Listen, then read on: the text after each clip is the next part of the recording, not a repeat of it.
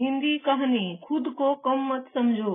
एक बार युद्ध से जुड़ा जरूरी समाचार लेकर एक सैनिक सम्राट नेपोलियन के पास आया। उस सैनिक का घोड़ा रास्ते में इतना थक गया था कि उसने वहीं दम तोड़ दिया।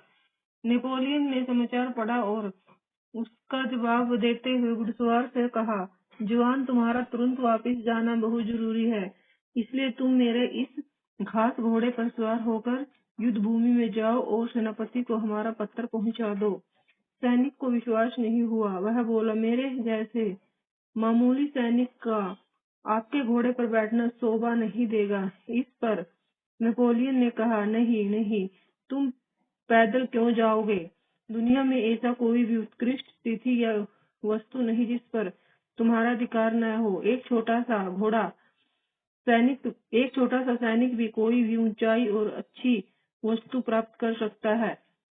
बिना देर किए मेरे इस घोड़े पर सवार होकर युद्ध मैदान में यह पत्थर सेनानायक के पास पहुंचा दो। सैनिक आश्चर्य में डूबा हुआ भयभीत आंखों से नेपोलियन के उस घोड़े को निहारने लगा जिसके बारे में कई किस्से प्रचलित थे। उसे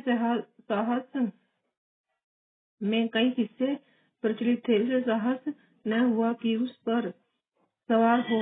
वह फिर बोला, मेरी हिम्मत नहीं हो रही इस पर बैठने की। ऐसी सर्वोत्तम घोड़े पर तो आपको ही बैठना शोभा देता है।